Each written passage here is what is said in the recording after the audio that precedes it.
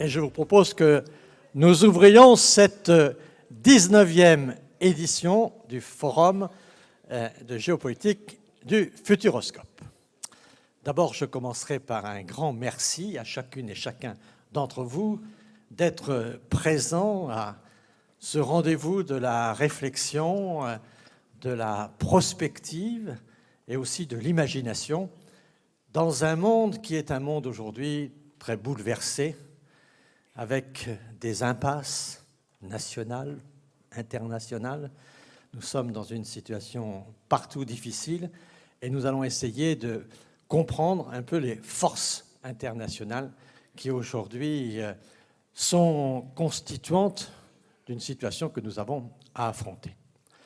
Cet événement est organisé par la Fondation Prospective et Innovation, fondation, vous le savez, qui a été créée il y a 35 ans par René Monory, avec François Dalle, pour essayer de donner un contenu aux efforts qui ont été faits à l'époque pour donner au Futuroscope son rôle non seulement de pôle d'attractivité, mais aussi de pôle de réflexion, d'imagination, d'anticipation.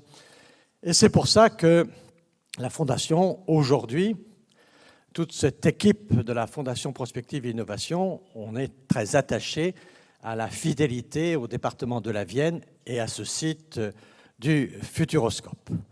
Et je suis très heureux de voir, par exemple, ici présent et monsieur le maire de Chasseneuil et monsieur le maire de Journet-Clan à l'époque de la création du Futuroscope, où, avec René Monory, avec l'ensemble des conseillers départementaux de l'époque qui ont pris cette initiative avec donc M. Edelstein, M. Giraud et tout le département avec les différents présidents de René Monory, mais ensuite Alain Fouché, Claude Berthaud, Bruno Belin, Alain Pichon, qui ont été aussi fidèles à ce que René Monory nous a appris, c'est-à-dire essayer de faire en sorte que la vie publique, ça soit aussi un effort de compréhension et d'anticipation. Et c'est ce que nous voulons faire avec ce forum pour lequel je remercie nos partenaires. D'abord l'Express, avec le directeur de la rédaction qui est ici, Eric Scholl, qui va s'exprimer devant vous en introduction à ces débats, puisque maintenant nous avons un partenariat avec l'Express qui nous donne un rayonnement supplémentaire et beaucoup d'apports en matière de réflexion et aussi de réseau, de conférenciers et de partenaires de cet événement. Je voudrais aussi remercier évidemment le département de la Vienne, avec Alain Pichon, le président du conseil départemental, qui va s'exprimer en donnant le mot d'accueil. Et puis je voudrais aussi remercier naturellement toutes les équipes de la Fondation, avec Emmanuelle Pérez, qui est la directrice générale, et puis tous nos partenariats, et notamment un partenariat avec l'École supérieure de commerce de Paris, le SCP, et Léon Lafouzac, le directeur général, qui est ici présent, et un certain nombre de jeunes sont stagiaires pour l'organisation de cet événement. Donc, gratitude aux uns et aux autres, et une gratitude toute particulière à tous nos conférenciers, puisque nous avons à nouveau cette année réuni un plateau exceptionnel d'expertise, de talent, de compétences, pour réfléchir à cette situation où on s'interroge sur ce que sont aujourd'hui les États-Unis dans le monde, cette force de cette première puissance du monde qui va choisir son président au mois de novembre prochain et qui va sans doute orienter le monde dans un certain nombre de directions que nous allons essayer de définir dans ce monde très bouleversé où les tensions l'emportent sur les coopérations aujourd'hui, avec un grand nombre de menaces, et c'est ce dont nous allons parler. Je vais laisser la parole au président du département, mais je ne voudrais pas, avant de lui passer la parole, oublier de saluer les représentants de l'État qui sont ici présents. Et nous avons le bonheur d'avoir deux préfets, le préfet de la région Aquitaine, que je salue, et le préfet du département de la Vienne. Merci beaucoup, messieurs les préfets, de votre présence et de votre participation à toutes ces réflexions. Il est clair que c'était quelque chose que disait souvent René Monory pour agir bien, il faut agir loin, il faut avoir une vision profonde et c'est important de se retrouver dans de telles circonstances.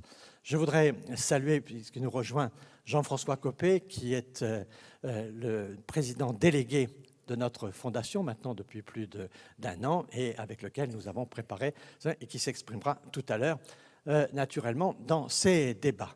Et puis, au nom de toute l'organisation, je voudrais remercier donc tous les conférenciers. Un petit mot particulier pour Jean Charest, l'ancien ministre qui nous vient du Canada, ancien Premier ministre, un homme de grand talent, vous allez le voir. Et on pense qu'un Canadien, en plus un Québécois, c'est formidable pour parler des États-Unis, parce qu'ils sont américains, mais ils ne sont quand même pas tout à fait US. Donc ils ont quand même un peu de distance, mais c'est sans doute ceux qui connaissent le mieux l'Amérique et qui nous en parleront avec cette force. Et nous aurons naturellement la conclusion, comme tous les ans, avec André Chiang, qui s'est positionné ici, dans ce coin de notre salle, où il a fait sa tour, sa une, comme sur les bateaux, pour observer l'ensemble de nos débats et pour dire après, vu d'Asie, vu de Chine, comment il a vu nos débats et comment il a interprété nos réflexions. Voilà le programme un peu de cette journée. Je laisse tout de suite la parole au président du département, Alain Pichon, qui nous accueille.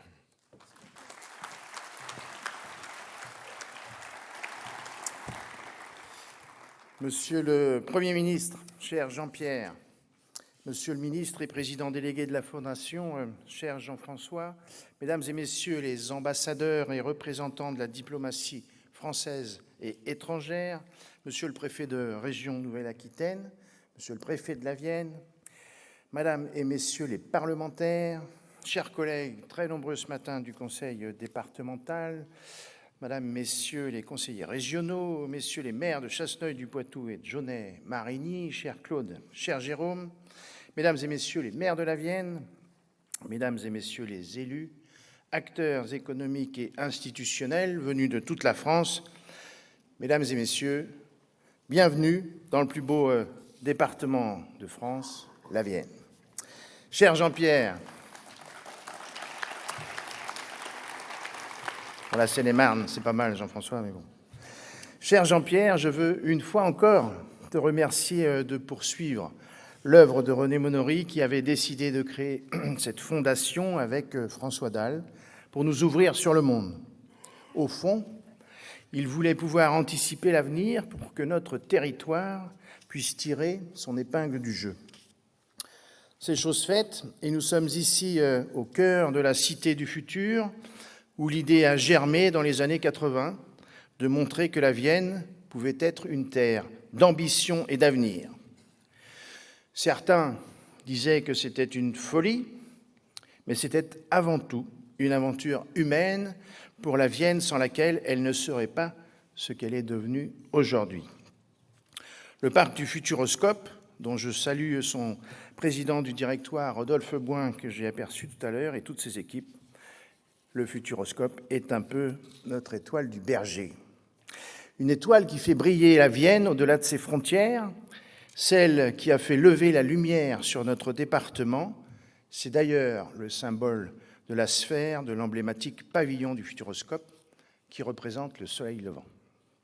Avec la majorité départementale, je m'emploie, comme tous mes prédécesseurs que je salue, Alain Fouché, Claude Berthaud, Bruno Belin, à poursuivre cette belle ambition pour faire rayonner la Vienne.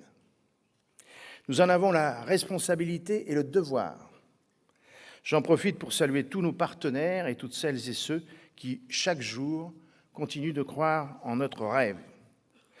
Je veux te remercier, cher Jean-Pierre, ainsi que le conseil d'administration de la Fondation, de poursuivre l'ambition de René Monory dans notre département, en y rassemblant une partie du monde à chaque rentrée pour réfléchir aux grands enjeux géopolitiques de demain. Cette année, la thématique tournée vers les États-Unis n'est pas sans rappeler à quelques-uns qui ont participé à la grande aventure Futuroscope, j'en ai croisé quelques-uns, mon cher Jean-Pierre, qui ont participé à la grande aventure Futuroscope, que l'Amérique a beaucoup inspiré le président Monory. C'est d'ailleurs à la présidence du Fonds monétaire international en 1980 qu'il crée les conditions de nombreux échanges internationaux bénéfiques au territoire. Cette activité prospective que mène la Fondation depuis toutes ces années est indispensable dans tous les domaines, car le monde avance plus vite que les idées, plus vite que les projets, plus vite que les décisions des hommes et des femmes qui le portent. À l'heure où l'intelligence artificielle nous montre un nouveau chemin, il devient une nécessité de sortir de sa zone de confort, de se poser des questions sur l'avenir et d'élever le débat au-delà de nos problématiques quotidiennes avec ambition. Je peux ici témoigner, comme d'autres avant moi, que la politique internationale joue un rôle crucial dans la définition des normes qui régissent nos collectivités, nos territoires et nos sociétés.